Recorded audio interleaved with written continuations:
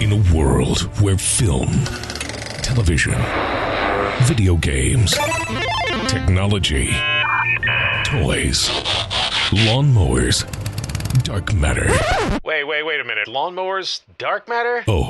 Sorry. Where most of those things meet, one podcast stands alone, going behind the scenes. Hold on to your butts. I love it when a plan comes together. You're listening to the Mediajuice Podcast.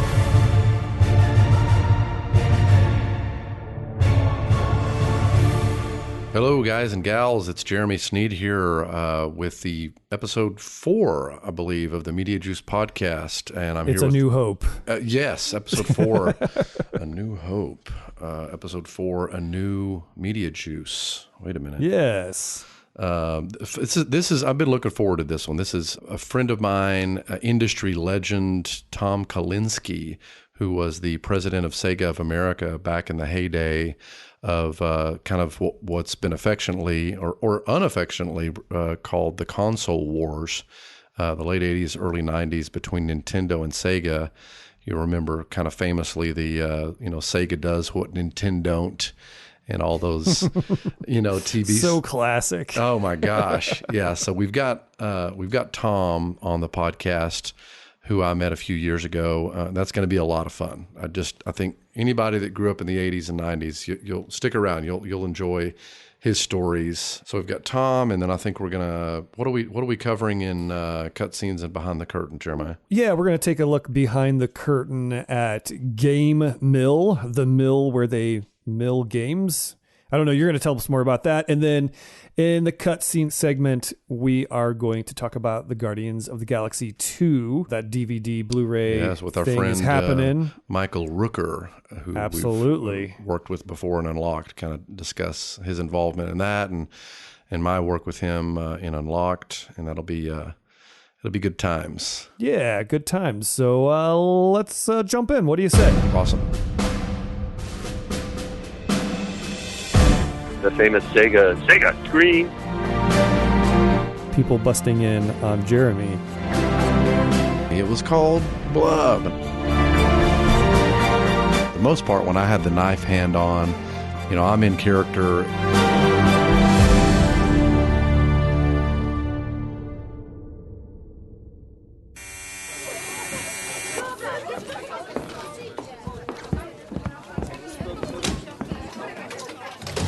So this week in the green room, we have my friend Tom Kalinski, who I'm not even going to introduce him because I'm going to let him do that himself. He can tell it much better than I can. I'm just going to say the word Sega Genesis and Unlocked. And Tom, for the listeners out there, can you give them a brief intro as to how you and I know each other, how that came about, and sort of your how you got into the gaming industry? Well, sure. I think we met at E3, right? That's right. And it was kind of fun. We were just sort of wandering around and started talking and shared a little bit of our respective histories. I got involved with Sega after having been CEO of Mattel. And at Mattel, of course, we had the Intellivision video game system, which actually didn't report to me. It reported to, it became a separate company that Mattel owned. I was president of the toy division. So I wasn't in video games in those days, although my group my marketing and product development group had actually developed the handheld games, which that same group then went on to develop the Intellivision unit. And it became such a big business, we set it up as a separate company. But anyway, after I left Mattel, a friend of mine and I bought Matchbox toys in the UK out of receivership. Companies are in receivership for a reason, and that means they aren't doing well. And we turned it around and got it successful and sold it. And I literally I had known the president, CEO of Sega from my Mattel days, because we used to exchange license information, if they were interested in doing one of the properties that we owned as a brand at Mattel, or sometimes I'd look at what they were doing. And he actually tracked me down I was on vacation in Hawaii with my family, and he tracked me down and said, Tom, you've got to come to Japan with me. I want to show you 16-bit technology. And we've also got a color LCD handheld unit that is for playing games on, and I think you're going to really like it. And so I ended up going to Japan, and long story short, I fell in love with 16-bit technology. I'd never seen anything like it. It was so much better than what I was used to looking at on Intellivision or Atari that I honestly couldn't believe it. I was just knocked out by it, and I thought, well, this is terrific. And so I made a deal with him where if he would let me make the decisions for the United States marketplace, that I would take over the job as CEO of Sega of America. So that's how that happened. That's amazing. Well, and as most people have probably figured out by now, Tom was in the thick of, if not at the helm of the what's affectionately become known as the console wars between Nintendo and Sega. And that's actually how Tom and I met. Was Blake Harris, who's the author of the New York Times bestselling book Console Wars, worked with Tom, and I'm sure Tom, correct me if I'm wrong, interviewed you or got your take and your story to put in the book. And when I was preparing to shoot Unlocked, which was the follow-up series to Video Games the Movie, Blake and I had connected just on our mutual love of gaming, and I told him I loved his book, and he said, "Is there anything I can help with?" And I said, "Man, we really want to connect with Tom Kalinske. Do you happen to know him?" He's like, "Oh yeah, we're going to Comic-Con together next week. Let me introduce you." So the rest is history. Yeah, that's right. And I got to tell you, it was probably 3 years ago when Blake tracked me down at New York Toy Fair, at where I was, and he said, "Hey, I'm really interested in the period of time that you were CEO of Sega and you were competing with Nintendo, and I want to do a book about it." And I said, "Well, Blake, there's probably only 200 people in the world who care." And he said, No, you're wrong. There's a big audience of people who are interested in that time period and what went on between the two companies. So I want to interview you, and I want to interview a whole lot of other people and write this book." And he spent a long time. He must have interviewed 300 people, and both Sega people and Nintendo people, retailers, and Wall Street analysts, and what have you, to get the information to put that book together. So it was a very thorough job that he did on that period of time. Is that? I'm just curious because I've read the book twice now. I'm that big of a fan of game history, and all the stories about the things that would happen at trade shows and conventions, the real war, advertising and business between Sega and Nintendo. I mean, was it all sort of in good fun, or was it really sort of like, hey, we're battling for existence here? Well, we had fun competing with Nintendo. I don't think they thought it was quite as much fun as we did, but we really enjoyed it. I mean, we were such an underdog, and Nintendo controlled the market in 1990. They had a 92 or 3 or 4% share of the video game market, and they controlled it by if a publisher wanted to publish a game on a competitive system, they would stop providing that publisher with the ROM chips that they needed to make games on the Nintendo system. Wow. So they really had a tight control over the marketplace. Retailers were afraid of them. Retailers were afraid to carry a competitive product because they were afraid Nintendo wouldn't ship them the then NES 8-bit system. So it was a difficult period of time, and we had to do all sorts of things to compete with them, and we were pretty ruthless about it. And of course, one of the main weapons that we used was advertising. Sega does what Nintendo don't. And the famous Sega scream, and we made fun of them in advertising. We positioned them as the little kid system, and we were more adult. We were for teenagers and college age kids, and we literally left them, the younger market, and went after the teens and college age marketplace very aggressively. And that ended up turning the tide and working very, very well for us. And is that the genesis had sort of a 5 or 6 year lifespan before Dreamcast or Saturn or any of the successors came in? Is that right? Yeah, it was about a 5-year run. We ended up passing Nintendo in share of market in 1993. We had a 55% share of the market.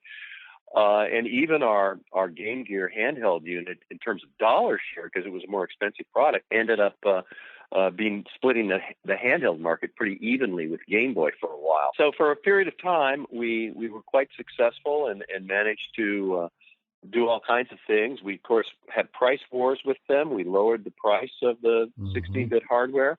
We started the whole idea of street dates and introducing games on Tuesday, Sonic Tuesday. Yeah.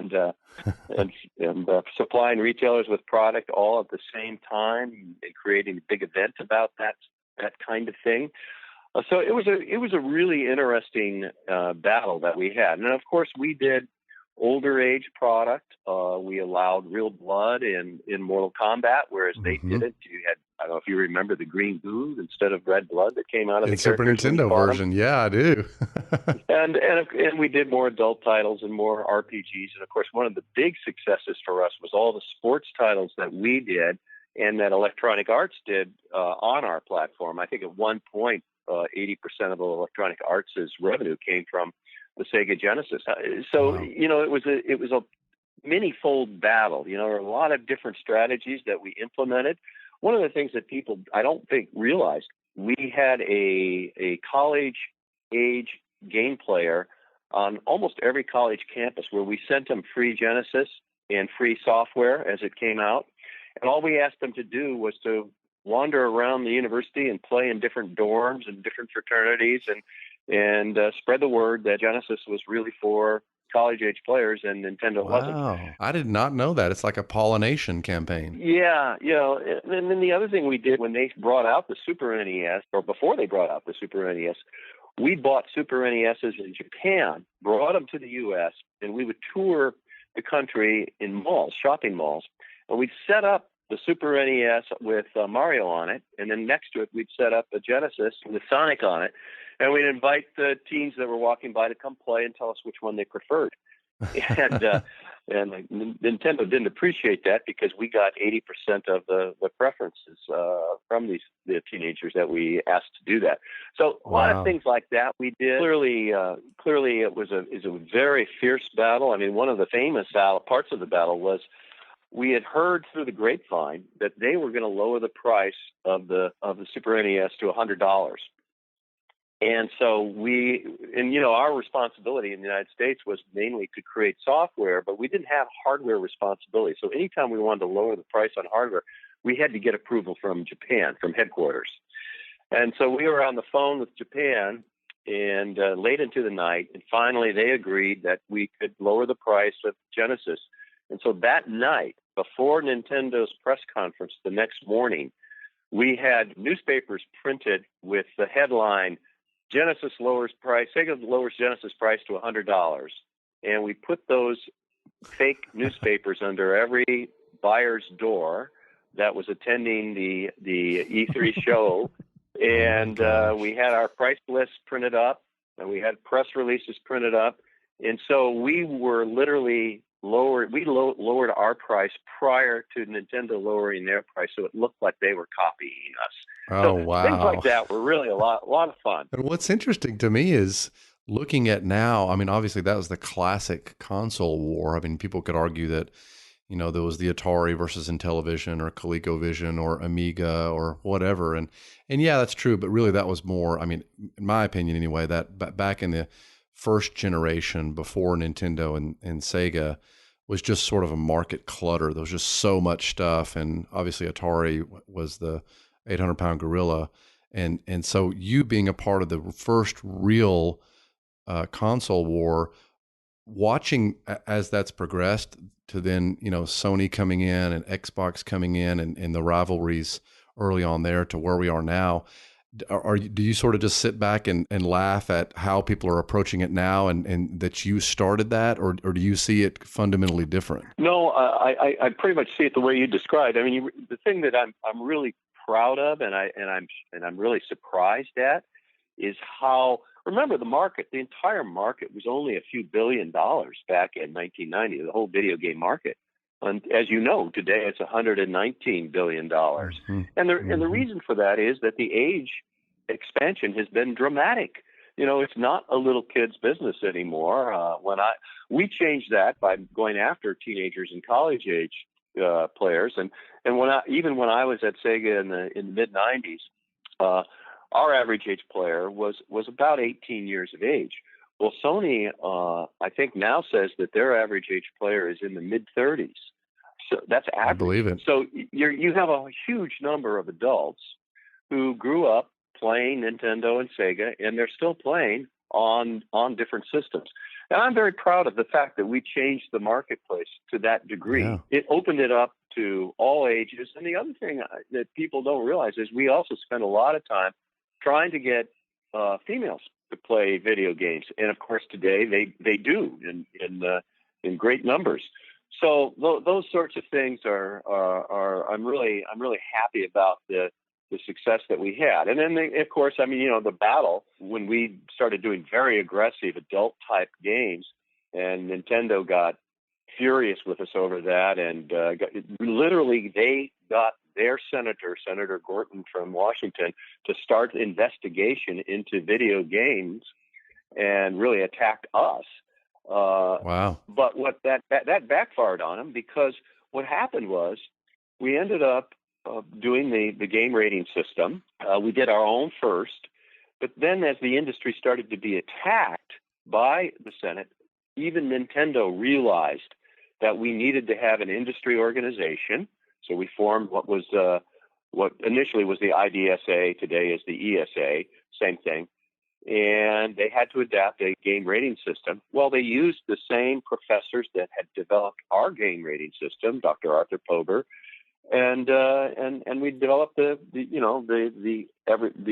symbols E, the symbols T, the symbols mature for rating games, much like movies are rated. So all this stuff happened because of the battle of Sega versus Nintendo, and I think it changed the industry, and it made the industry much better, and I'm very proud of the fact how large the industry has grown today. Well, and it's interesting that you look at, there's been so many comparisons to next gen or modern games and the first generation of games, that first generation, 8-bit and 16-bit and 32-bit, so much of the art form of those games came out of the limitations of the technology.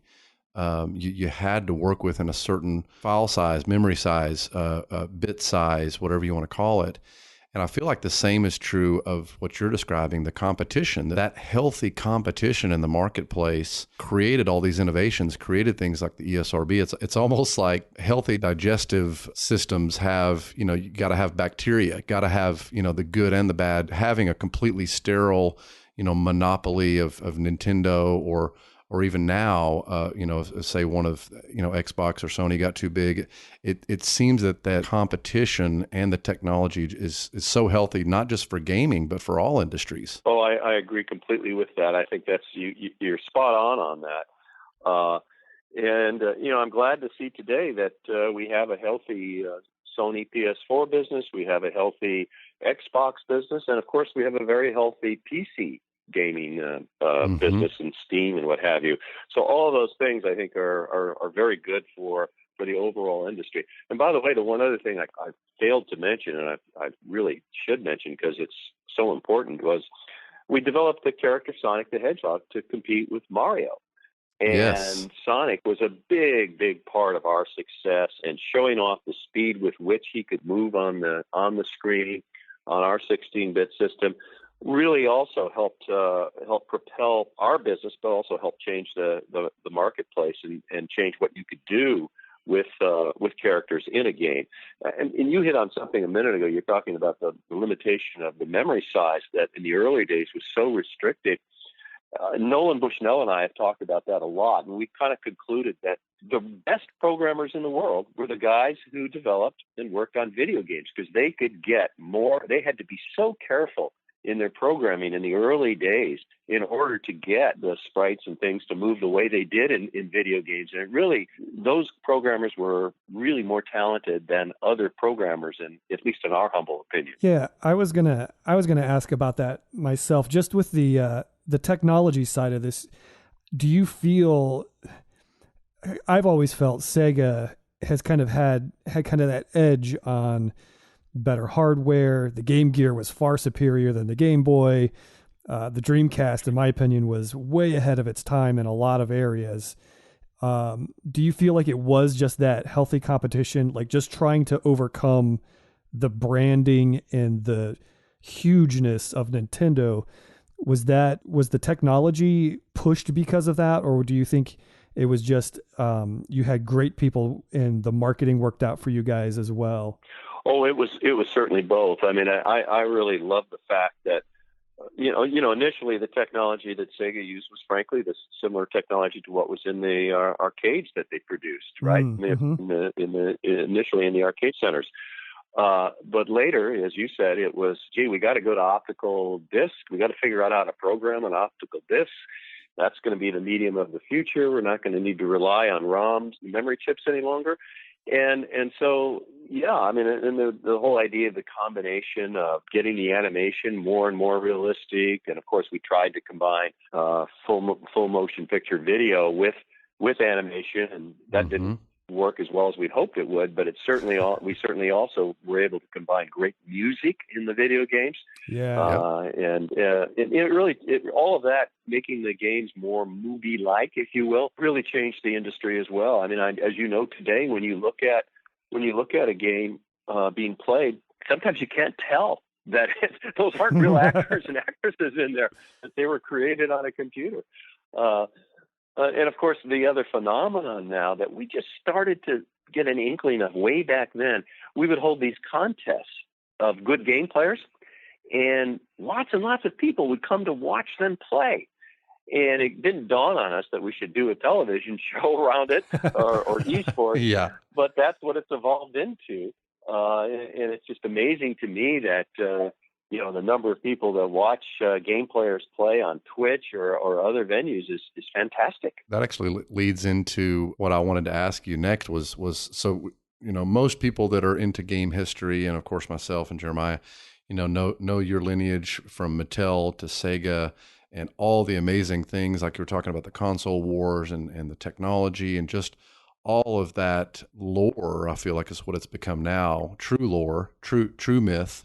So from Sega, where did you go from Sega to, bridge that gap from when you left Sega to where you are now? That's a great question. And so here's what happened. So we, at Sega, I got interested in the idea of, I've always kind of been involved in young kids' education. I've served on school boards, and even when I was at Mattel, I did a lot of testing of product with preschools at UCLA. That literally was connected to UCLA. And so I've always been interested in how to use technology to make curriculum more fun and interesting for kids. And we launched a product at Sega that you probably don't remember. It was called Pico. And Pico was positioned as the child's first computer. And it was a device that connected to a television screen, much like a game system. And you put a printed book on it, and in the bottom of the book there was a ROM cartridge that had obviously audio and video and really gameplay in it. And when the child turned the page of the book, the same page would show up on the television screen. The only difference was now you could make the characters on the television screen move around, and the child could interact with them. And so we were doing this to teach reading and to teach some basic math principles. And I just loved it. I thought it was fantastic. And we did about $100 million in business on it out of our $1.5 billion we were doing in the game business. But my board at Sega said, why are you messing around with that? It's really hard to do. It's really hard to make education fun and interesting. Why don't you just do another Sonic the Hedgehog title? And so about that time, things were changing at Sega. Sega Japan was starting to want to make the decisions for Sega of America themselves, and I didn't like that. I liked being able to make the decisions myself. And about that time, I got to know Larry Ellison, who, was the creator of Oracle, now one of the largest ERP companies in the world, and a lot of other software they do. And I'd known Mike Milken, and the two of them got together and decided they wanted to invest in using technology to make education fun and interesting. And so they each invested $250 million. They made me the CEO, maybe because they both knew me, but also because of my interest in the area. And over the next 9 years, starting in 2006, we did 36 different companies using technology to improve education. One of those companies was Leapfrog. We bought it when it was doing $3 million in revenue. I went in as CEO of that company, but I remained also as CEO of Knowledge Universe. And we, by the way, we grew Leapfrog to about $680 million in revenue. It became the largest education company, educational toy company in the United States. But we did a lot of other stuff. We started preschools, a chain of preschools called Knowledge Beginnings. And we bought KinderCare, which was another chain of preschools. Ended up with about 3,500 preschools. We started a company called K-12, which initially was to provide people who wanted to homeschool the best curriculum that they could get. We were going to make it easy for them to buy curriculum that we had deemed really good. And again, a lot of it was on delivered on computers. And that now is an $800 million company, trades on the NASDAQ, very successful. Anyway, my point, and we did IT training companies. We did teacher training companies where we taught teachers how to use computers in their classrooms. So all of these things were done over the next 9 to 10 years. And that took me up to not so long ago when after Larry and Mike decided they wanted to cash out of the investments, and we divided companies that were doing over $2 billion in revenue back to them. And I remained on as involved in a number of education companies, and that's what I've been doing up until very recently. I'm on the board of Cambium Learning Group, which is largely started as curriculum for kids with learning issues, now as curriculum for all kids, a company that's doing a couple $100 million and trades on the NASDAQ. And I'm involved in a bunch of other companies. I'm involved with a company called Lightyear out of Finland, which is some ex-Rovio guys, the Angry Bird guys. And they're determined. Yeah, it's really neat. The game is called Big Bang Legends. Look it up. And it's the idea is we're going to make particle physics and chemistry fun and interesting to middle schoolers, so that when they get to high school and somebody says, "Hey, you want to take physics?" they won't be afraid to say yes. And I can really relate to that, because I remember when I was in high school, man, I thought physics was hard. I didn't want to take that. But I did. But the idea of making these complex subjects fun and interesting and giving them a fun introduction to it, I think, is a wonderful idea. So that's what Lightyear is doing. And I'm involved with some other fun education companies. And recently I also went on the board of Gazillion. And Gazillion has the Marvel Heroes license, initially for just PC, but recently in June, we launched on PS4, and a few weeks later we launched on Xbox, and the game is doing quite well. So I'm back in the video game business, but I'm keeping my hand very actively involved in the education businesses as well. It's so interesting to see where educational games have come from. I think back to Oregon Trail and Math Blaster, games that were, I guess those were edutainment, but way back when it was so primitive. You kind of needed to understand programming language just to play them. And that now, Jeremiah, I'm sure you can relate to this. You've got a couple of kiddos, how it's not just growing. It is part of the DNA of, for all children, iPads and iPhones, and edutainment is just so big now. In my lifetime, I went from using a speak and spell when I was younger to the school that my boys are in. They have a Chromebook for every kid. I think it's first grade and up, and iPads in all the kindergarten classes. So, that educational entertainment, it's become so huge and so pivotal, and just, you're able to teach kids in so many different ways. And I would say, thank you for the work that you've done in that. My kids both had leapfrogs and leap pads and all that stuff growing up. So I really appreciate how you've really focused on taking your history in gaming and all of that, and turning it around and trying to make society just a better place to be, and bring up generations beyond and to a better educated world. So thank you for that. Well, thanks for saying that. I really have enjoyed it, and I agree with you. It always bothered me that sometimes you'd be in classes where it wasn't very interesting, and it seemed to me that we should be able to make almost any subject fun and interesting and involving for young children.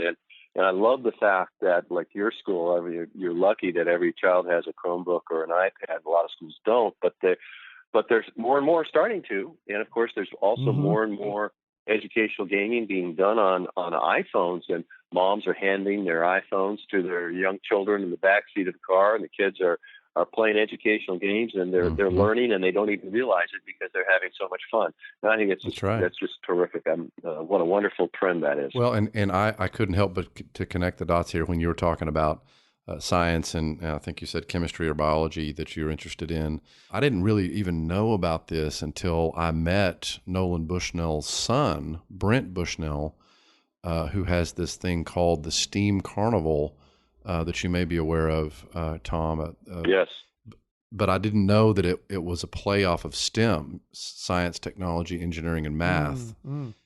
And they just added, art to it. So it's interactive experiences that are educational. Where do you see, sort of the STEM movement going, and where is it now? I haven't been as plugged in with that, but I'm sure you're on the cutting edge of it. Well, a lot of the things I'm working on now are to get more females involved in STEM, so that we have, there's still this, it's not balanced, the number of men engineers versus female engineers. We need more females in engineering and in coding and programming and math. And so I'm working on a number of things in that area as well, both at Cambium Learning Group, but also I'm involved with a company here called Get Curious, nice name, and they're doing STEM. It's basically a subscription program where every month the child will receive in the mail a old-fashioned snail mail, a package that includes some reading materials, includes DVD, includes codes to go online and unlock different games. But all of it is involved into math and science and early coding and early engineering to get more girls interested in those areas. That's an area that I think we still have a long way to go, and we've got to make, again, these subjects interesting and involving for everyone, basically. Men seem to have had a little bit of a head start in that, probably because they were so involved in video games early on. But anyway, that's an area that I'm hard at work on, and I think we're going to make a lot of progress there over the next few years. Well, as Jeremiah touched on, I think that everything that you've done, your legacy, your history in toys and games and now edutainment and STEM and just all of it is. The world is a better place for it. I enjoyed your games as a kid, and inspired me to do what I do now, which is to be a creator and a filmmaker. And so thank you so much for that. And thank you for your time. I know we're probably running out of time here. The last question, and I know Jeremiah had one final one too, but the last question I wanted to ask you before we let you go is, of course, everything we talked about, Nintendo versus Sega early on, the question was, are you a Sega kid or a Nintendo kid? And I know a lot of that was the advertising. Some people had both, like me. But now, Tom Kalinske, are you a PlayStation 4 kid, a Xbox One kid, a Nintendo Switch kid? Which is your console? Well, in my house now, we're all of the above, but we don't have Nintendo in the house. It would be a curse. Strictly forbidden. That's hilarious. So we certainly have Sony and Xbox. That's great. So I have to ask, you mentioned some pretty like guerrilla tactics back in the day. Is there just a favorite kind of gotcha moment where you just really pulled one over on Nintendo and really blindsided them? I would love to hear it. I'm so fascinated by the topic, so I could listen to you talk about it all day. Yeah, I could too. Well, one of my favorites, of course, was that all-night thing we pulled on getting the price lowered for them. But one of my other favorites involves Game Gear. And as you pointed out, Game Gear with the color LCD screen was really great to play with. And so we did a commercial. I don't know if you remember it, but it had an Airedale in it. And the voiceover was saying things like, well, if you're a dog, you can only see in black and white. And if you were I a remember person this. who only could see black and white, you'd probably play a Game Boy. But if you really wanted all color, you have to have a Game Gear. And we showed the dog then drinking out of a toilet. And for some reason, Nintendo got furious about that commercial. And I wonder why. Sent me a letter that they were going to sue us for defaming their brand and stuff like that. So I kind of really enjoyed that one. I mean, it's a minor thing, but it was really kind of fun. Hilarious. I vividly remember that commercial. That was so great. Well, and one of the things that I've enjoyed the most over my past, say, 5 or 6 years of being a game historian, starting with Video Games the Movie, and then now Unlocked, and then of course the majority of our clients here at Mediajuice are game companies, and we make game trailers for a living.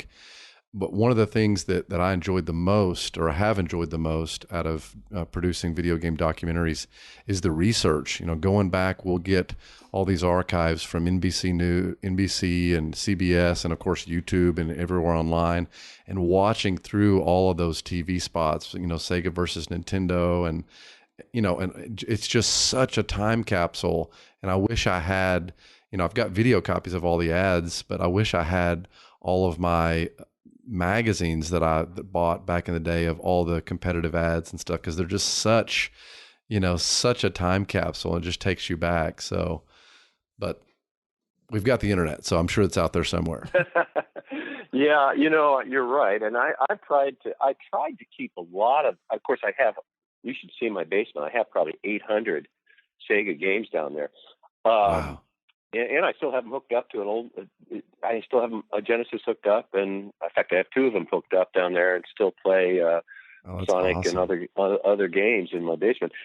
But I wish I had kept as you said, every gaming magazine. There were just some great articles in there, Yes. great reviews, and I didn't keep all that, and I'm sorry about that. Well, I'll look around. I know there was a couple of resources of databases that had a lot of game mag. I know GamePro and a few others, but they're so obscure that it's like they don't, for some reason, show up on a Google search. You have to go to the library and find the name of the publication, and then just in the smallest fine print, it's like go to gamearchive.gov/156, and then it shows up. So if I can find those, I'll forward you the email, Tom. I think you'd get a kick out of it.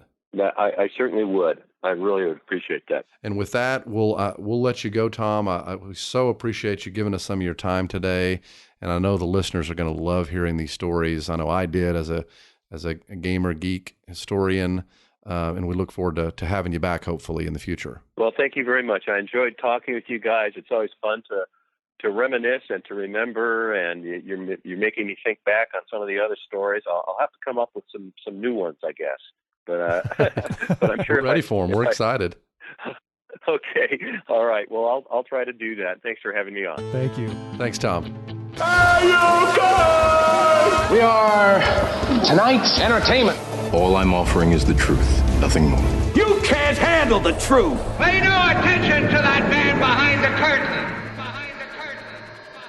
Okay, everybody, it's time to take a look behind the curtain. That means we're going to hear a little bit about what's going on at Mediajuice Studios. Particularly this week, we're going to talk a little bit about the mill of games, where they mill the games. Is that, what are we? Game Mill. I guess they do mill games, but their name is Game Mill Entertainment. Excellent. Yes. Yeah, it's actually, I should probably start back with Activision. I worked with Activision, or Mediajuice, and I worked with Activision Value, actually, is what was their name, way back when we first started working with them. And I feel like they were an offshoot from another company, and I know people that worked at Activision, or especially that work at Game Mill, are screaming at me. It was called Blub, and I can't remember the name of the company.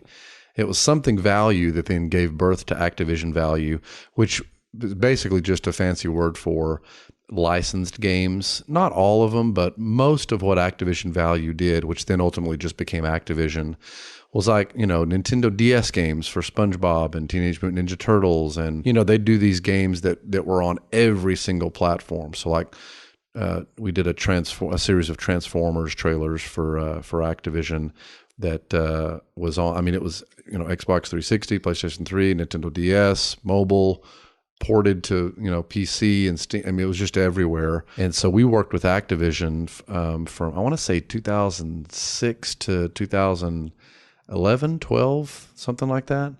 And Activision, their Minneapolis group closed, I want to say in 2015, so just a couple of years ago. As a outgrowth of that, some of the folks that used to work at Activision in Minneapolis, doing all the licensed titles like Spider-Man and SpongeBob and whatnot, started this company called Game Mill Entertainment. And they're doing a lot of that stuff as well. So last year we worked on several trailers for Game Mill, including Big Buck Hunter Arcade.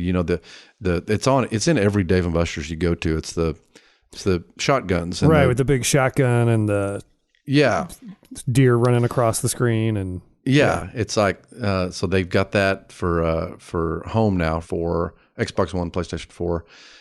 So we did a trailer for Big Buck Hunter Arcade, for Cartoon Network Battle Crashers, which is sort of this beat 'em up brawler with all the Cartoon Network IP, like Steven Universe, Uncle Grandpa, Adventure Time, on and on. It's fun. It was a lot of fun. It's just this side-scrolling brawler with Cartoon Network IP. And what else did we do for them? Monster Jam Crush It, which is like the big monster trucks. And so that's sort of what we started with, and now we're working on more titles for them that we can't talk about just yet.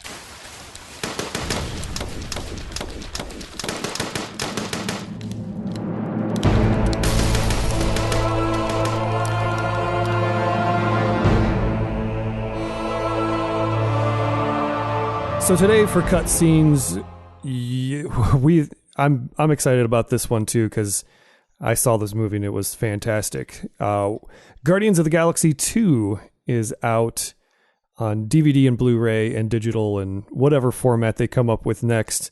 Yes, but, on the moon. Yes.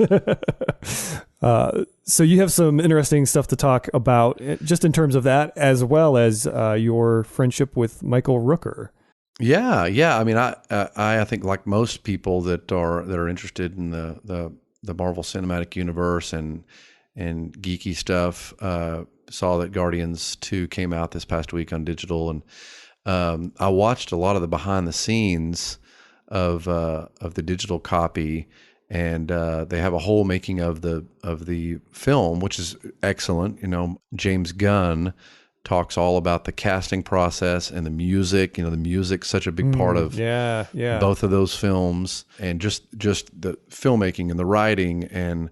But one thing that was actually a significant part of the behind the scenes that surprised me, not because he's not a terrific talent, but because I just, in the scope of the whole movie, I didn't know that they would spend as much time as they did behind the scenes with Michael Rooker talking about Yondu.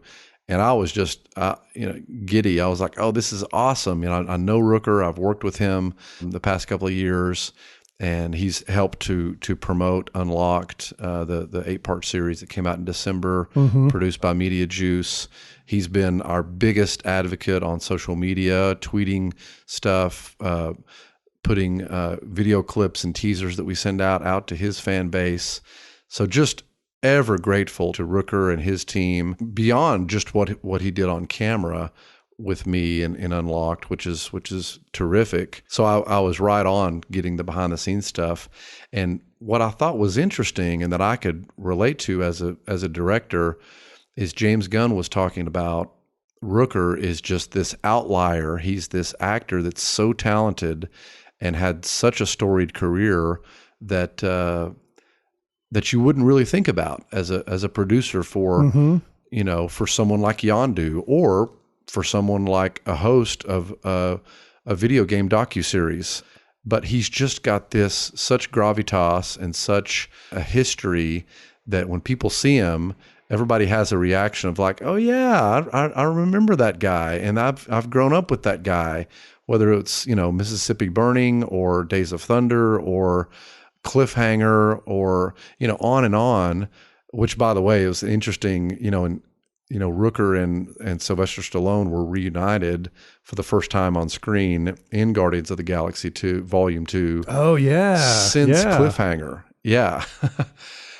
And there's some interesting outtakes and behind the scenes stuff with Stallone and Rooker. I think one of the even more iconic recently roles of Rooker has been just his part that he played in Walking Dead. And I always enjoy hearing stories of guys like this who have this on-screen persona of just a scoundrel, just, the dregs of whatever. And, you saying how he's just been a great advocate and been very gracious with sharing and things like that, because you like to think that these are decent human beings, but they're so good at portraying something opposite of that, You love to hate them. Yeah. Which means they're so good. Right, right. So it's cool to see that. I've had my run-ins with folks in the music industry who are less than gracious, who you would not anticipate that, Right. So no names, but right. Well, it's interesting because some of the different talent in Unlocked and in Video Games the Movie, and talent that we've worked with at Mediajuice, telling stories, kind of as you're, taking five or having lunch, and one that Rooker told that was interesting when we were shooting Unlocked was talking about being Merle Dixon, and when he had to wear that claw hand or knife hand.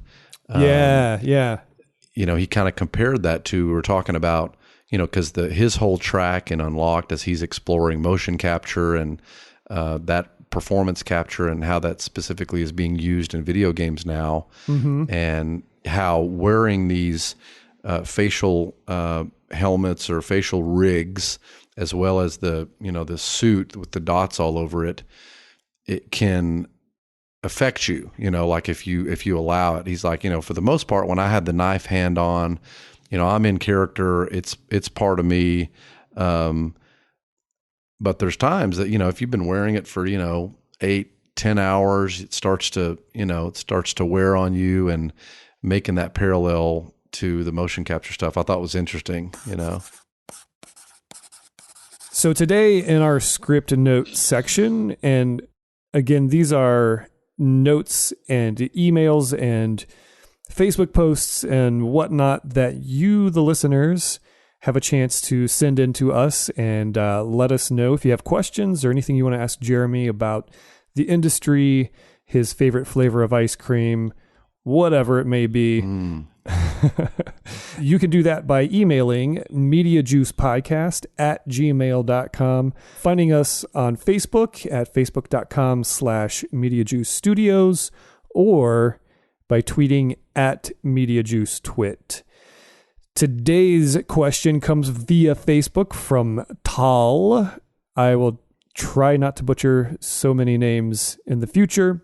TAL on Facebook asks, regarding your Save the Cats tribute videos, have you ever thought about doing Save the Cat for Star Wars?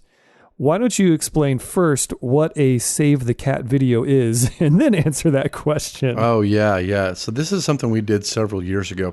It's probably been 5 or 6 years ago.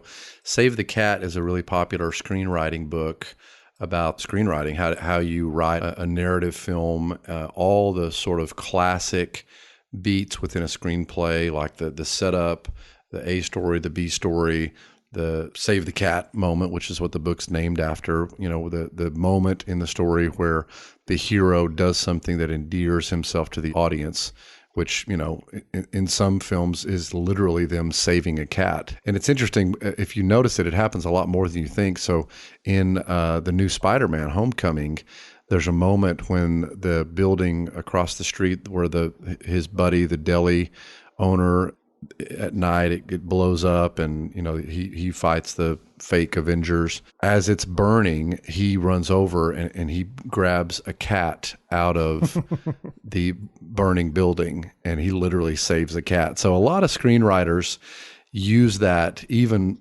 currently. It's just that little something that tells the audience, like, I like this guy, he's human, he saved that cat. And conversely, the moment that that the villain does something that you don't like kicks a dog, that's the opposite, of it. And these are very obviously, generic, cliche, broad stroke, non-Christopher Nolan, non-Wes Anderson type approaches to filmmaking, but they're very popcorn approaches, you should say. Sure. Or I should say. And so I sort of got bit with the filmmaking bug when I read that book back in 2006. And Blake Snyder, the writer of it, died suddenly 2009, I want to say. He just had a heart attack in his hotel. And so we at Mediajuice produced a series of tribute videos where we picked out some of our favorite movies and applied the Save the Cat treatment to them and produced a video. And they're kind of half tribute and half educational or training for aspiring screenwriters. So we did one on Back to the Future, Top Gun, Hoosiers, Aliens.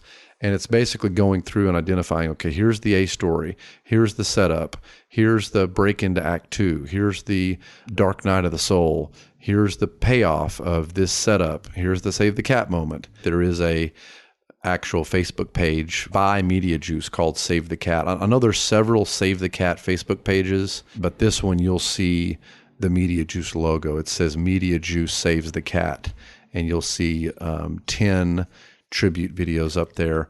And that's a great question, actually. I haven't even thought about the Save the Cat stuff in years.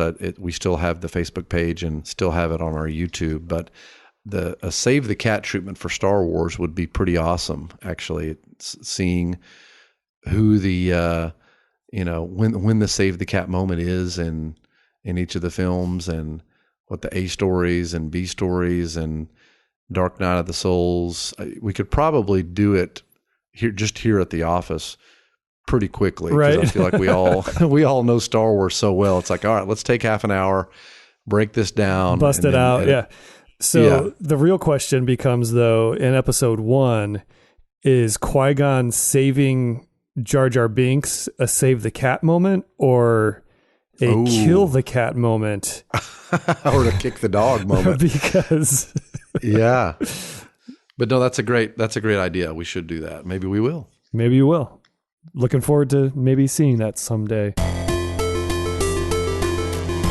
So I think that about does it. Am I right? And what are we leaving out here? Nothing but the crying. Oh, yeah.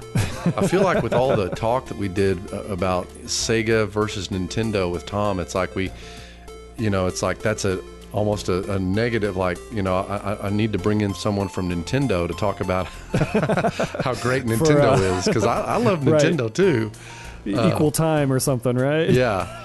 But thanks a lot to Tom Kalinske for joining us. That was just a heck of a lot of fun hearing all of his stories. That was fabulous. I had such a great time with that. Oh my gosh. Yeah. And if you want to see more of Tom, he's actually also in Unlocked, The World of Games Revealed, which is out on the website there, unlockedtvshow.com. It's interesting because it's Tom and Tom. Tom Arnold, who is one of our hosts in Unlocked, talks to Tom Kalinske. I think it's in episode 2 or 3 or 4. Okay. And they talk a little bit about Sega, and that's a lot of fun. So if you want to see more of Tom Kalinske, check that out.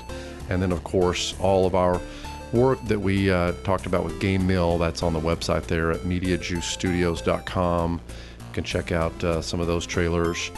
And what we talked about with Guardians of the Galaxy, that's, of course, you can find that just about everywhere. And if you want to see Michael Rooker as something other than Yondu,